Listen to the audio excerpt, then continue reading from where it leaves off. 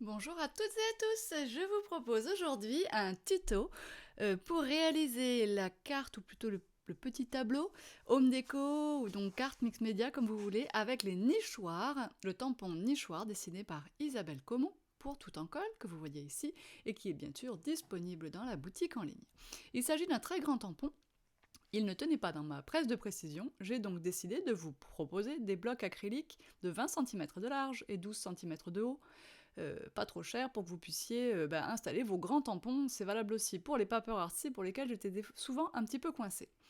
J'ancre ici le tampon avec de la Versafine noire et je le réalise sur un papier Painton gris.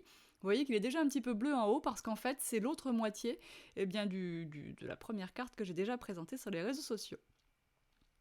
Bien sûr, on nettoie toujours les tampons, j'ai actuellement le nettoyant Stazone, on frotte, on essuie avec une chiffonnette en microfibre qui ne laisse aucune peluche. On peut éventuellement rajouter un petit peu d'eau pour rincer le produit ensuite.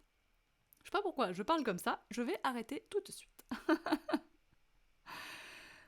Alors une fois ce tampon réalisé, vous avez vu que j'ai bien insisté, vous voyez qu'il est rempli de détails. Alors on n'a pas tout là parce que le papier n'est pas complètement lisse, donc forcément dans les plus gros creux, il nous manque un petit peu d'impression, mais ça n'a aucune importance. Ici, je vous montre, alors même si la vidéo est accélérée par 2, je vous montre d'une part la qualité du papier Painton qui accroche tellement bien, enfin les crayons en tout cas, Polychromos Faber-Castell accrochent tellement bien sur ce papier que c'est un réel régal.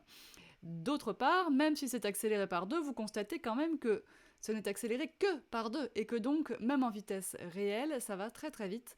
Ici, je ne fais pas du tout un coloriage très appliqué avec des milliards de fondus, ça n'est pas mon but. Ce n'est pas ce que je recherche pour cette création, je veux faire quelque chose vite et bien, et je n'ai pas besoin d'une application hors norme. Donc je rajoute un marron un petit peu plus foncé.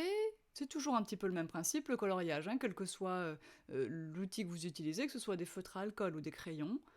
On part souvent du plus clair, sauf quand c'est vraiment des zones petites, et on ajoute les couleurs un petit peu plus foncées au fur et à mesure.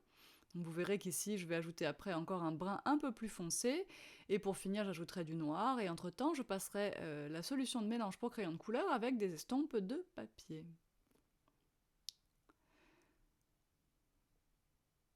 Ici, j'accentue un petit peu les ombres sous le toit, sous les feuilles, sur les arêtes. Je fais le toit également uniquement dans cette couleur. Alors, ce qui est très pratique également, je fais aussi comment on appelle ça? Oh, je vais pas vous le dire. Enfin bref, les reposoirs, j'allais dire, je ne sais plus. Et qu'est-ce que j'allais dire d'autre? Je ne sais plus non plus. Bah décidément, je perds la mémoire en courant. Sur les toits, il y a des endroits où j'aurais vraiment pas mis assez de crayons, donc j'en repasserai après. Ce qu'il y a, c'est que la solution de mélange pour crayon nous aide beaucoup à remplir les petits vides hein, qu'on a pu laisser, c'est pour ça que je peux me permettre d'aller aussi vite dans mon coloriage et d'avoir quand même quelque chose de très joli à la fin. Vous voyez que je repasse aussi sur quelques tranches, hein, des lames de bois qui servent à fabriquer les nichoirs dans ce cas-là. Donc c'est le moment de sortir l'estompe, de la nettoyer, elle était verte, donc je la ponce sur les affûtoirs à estompe. Alors des fois on me dit oh je veux faire avec autre chose, avec des limes à ongles et tout. Oui, moi je vous propose toujours la lime à ongles quand vous n'avez rien d'autre sous la main, c'est une chose. Mais les affûtoirs à estompe qui valent moins de 6 € et qui sont remplis de 10 petites feuilles à affûter sont moins chers que des limes à ongles, nous sommes bien d'accord. Je suis la première à vous donner des astuces quand on peut faire des économies, mais celle-ci n'en est pas une. Par contre, ça dépanne, soit quand on n'en a pas, soit quand il y a une petite rupture de stock chez Tout en Colle. Alors voilà, la solution de mélange, en fait, j'en mets une fois par nichoir à peu près, ça vous donne une idée. Ici, j'ai une estompe toute petite qui commence à souffrir d'ailleurs, à s'arrondir beaucoup dans le creux de ma main, mais bon. Et vous voyez que je vais aussi très très vite avec elle. Après tout, un nichoir, il subit les aléas du temps, de la pluie, du vent, du froid.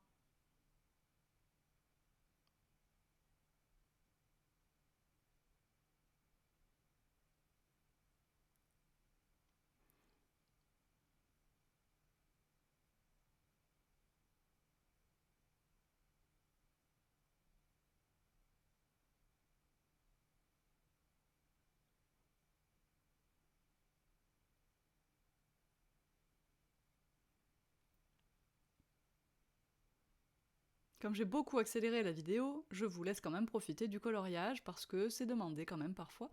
Et il y a encore beaucoup de débutantes qui s'y mettent et c'est bien normal qu'on vous montre le maximum de choses possibles, le tout en gardant des vidéos d'une taille raisonnable.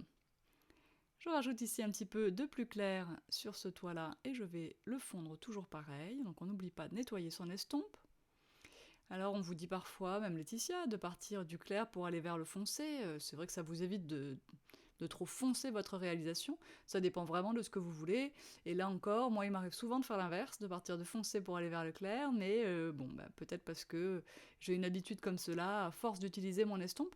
Il est clair que si vous débutez, le fait de commencer par estomper dans le clair pour aller vers le foncé vous paraîtra certainement un peu plus efficace. Et une fois que vous avez l'habitude, vous n'avez plus besoin de mes conseils pour ces étapes. J'en profite pour vous dire que si vous souhaitez vous abonner aux vidéos tout en colle, bien sûr c'est gratuit. Je sais qu'il y a encore quelques-unes d'entre vous qui ne sont pas au fait des abonnements sur YouTube, donc c'est gratuit bien sûr. Et celles qui sont abonnées, si vous voulez être avertis par email qu'une nouvelle vidéo est disponible, alors il faut activer la petite cloche à côté du bouton abonnement. Nous sommes également, je dis nous pour toutes les actrices de Tout en colle, sur Instagram, beaucoup. Et pour ma part et pour Isabelle, sur Facebook également. Dada est sur le blog, sur Instagram et sur Facebook. Laetitia est sur Instagram, pas exclusivement évidemment, il y a YouTube, mais elle va très peu sur Facebook, même si nous l'encourageons dans ce sens. Pour les petites feuilles très simples, 2 nuances de vert, et c'est tout. Je choisis 2 brins différents pour faire la bande qui est derrière. Ils sont différents mais proches. On rajoute un petit peu l'ombre laissée par le nichoir d'à côté. On souligne un petit peu cette ombre en noir.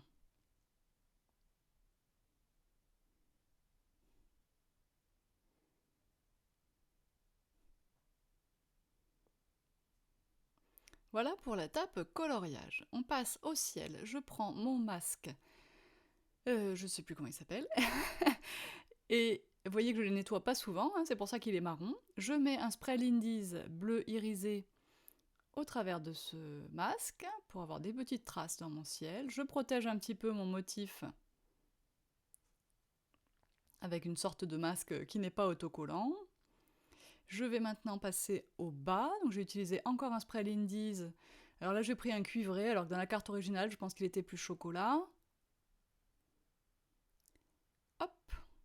J'aime vraiment beaucoup ces petits nébulisateurs qui ne se bougent pas d'une part, et d'autre part, si vous appuyez fermement, vous avez un spray très fin. Si vous appuyez à moitié, vous obtenez ces grosses gouttelettes. C'est vraiment très sympa. Je prends mon pistolet embossé sur la position 1 et je sèche. Le papier Pantone est un papier qui aime beaucoup l'eau. Il n'y a pas de problème avec le peu d'humidité qu'on a mis là. J'évide le petit rond noir, puisque en fait ça va nous donner un effet de profondeur vers l'intérieur du nichoir. Je collerai à l'arrière un papier noir tout à l'heure. Je veux vraiment que vous compreniez que ce genre de création, c'est très très rapide à faire.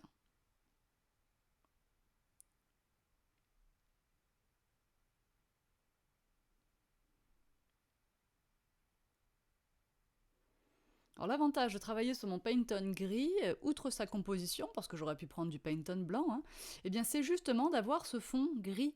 Le gris fait très très bien ressortir les couleurs, je trouve. Alors vous voyez que là j'ai dérapé avec mon feutre, bon à la fin on n'y verra plus rien, on aura oublié, et puis c'est tout. J'essaye de pencher un petit peu le feutre pour déborder finalement un petit peu sur le devant hein, de la carte également. Toujours pour amplifier cet effet de profondeur. Donc je vais prendre une perforatrice cercle bien plus grande que ces petits ronds et du papier noir. Ah d'abord je fais mes petits splatchs blancs. Pour ça je prends mon... même pas. On verra après pour les ronds et pour les splatchs. Donc je prends le tampon texture bulle d'Isabelle, je le tamponne à l'encre Versafine noire.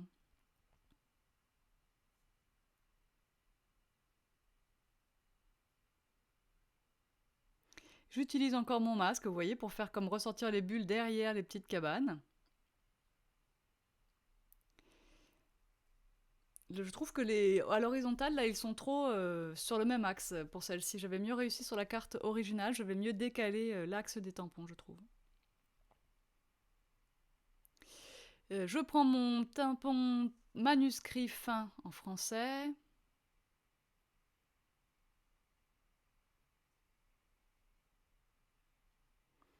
Et vous voyez que j'essaye de faire ça de façon très aléatoire, mais je garde mon horizontal. Hein. Moi, je ne suis pas adepte du une diagonale par-ci, une autre diagonale par-là. Personnellement, ça ne me plaît pas. Je ne dis pas que vous ne devez pas le faire, attention. Hein. Chacun son truc. Voilà, j'en mets aussi un petit peu derrière les nichoirs, et c'est bon pour le tampon texte. Donc vous voyez que là encore, ça va très très vite. Finalement, le plus long, c'est de nettoyer le tampon. Je prends un petit carré fleuri, et je le place comme ceci. Je vais couper, maintenant que j'ai choisi sa position, je coupe ce qui dépasse, et je le fais avant de mettre la colle, parce que sinon, en fait, je ne saurais pas où mettre la colle, tout simplement.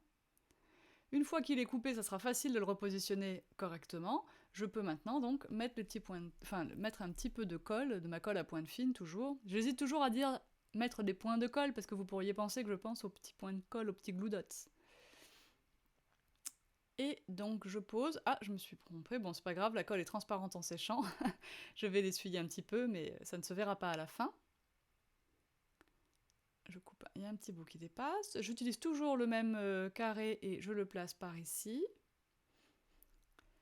Je vais faire en sorte qu'il me reste un troisième bout à utiliser ailleurs après. Alors ces découpes sont recto-verso, n'hésitez pas à retourner la découpe pour avoir un positionnement qui vous satisfait mieux. Là, il reste un petit morceau de noir à l'intérieur du pétale.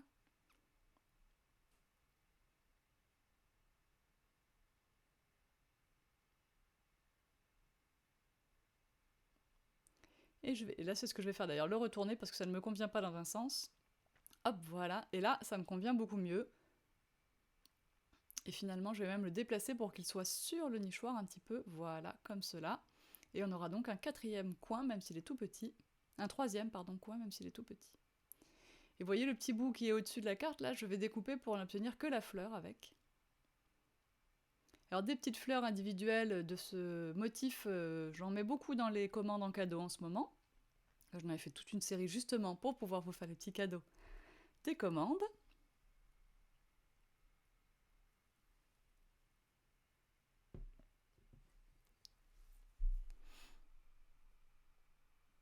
Et pendant que je me regarde découper cette fleur, je bois mon café.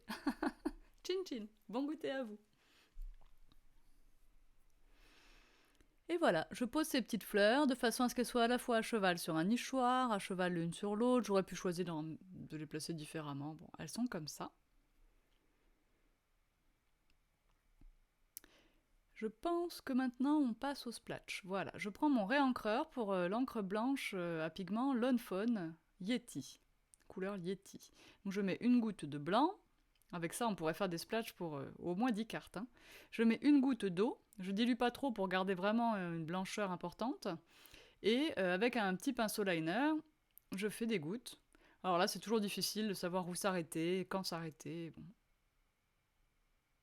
Je voulais qu'il y en ait un petit peu sur le nichoir, c'est bon. Il n'y en a pas trop. Il n'y a pas de grosses gouttes qui soient mal placées. Je trouve que c'est pas mal comme ça et je m'arrête. Je vais maintenant faire les petits cercles noirs. Donc je prends une perforatrice cercle, je ne sais plus quelle taille elle fait, mais elle est beaucoup plus large que les cercles qui sont évidés. Alors sur tout ça, il ne faut pas le faire, parce qu'on ne veut pas voir la colle à travers le trou. Donc j'essuie ma colle.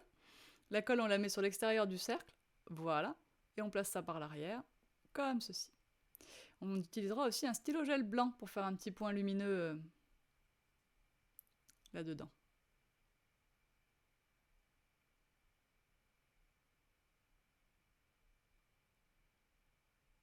On met du glossy accent, transparent, donc, sur les feuilles, pour qu'elles ressortent un petit peu mieux, elles seront brillantes, comme cela. Ça met un petit peu de temps à sécher le cristal drop, hein, donc on fera bien attention de ne pas mettre ses doigts dedans après.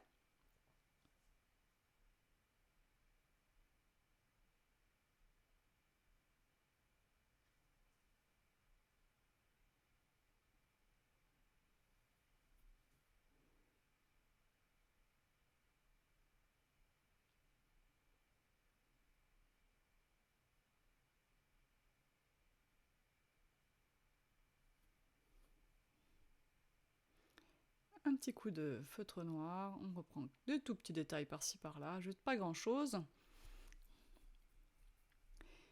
Et puis maintenant, on va pouvoir monter ça sur un papier blanc, puis j'ai choisi ensuite de le remonter sur un papier craft, ce qui au final peut faire une carte éventuellement, mais on écrit au dos. Ça peut aussi faire un petit tableau à accrocher au mur.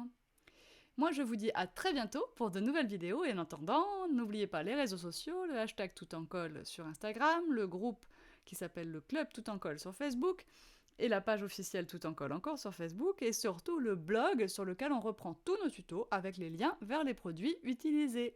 À bientôt, bye bye!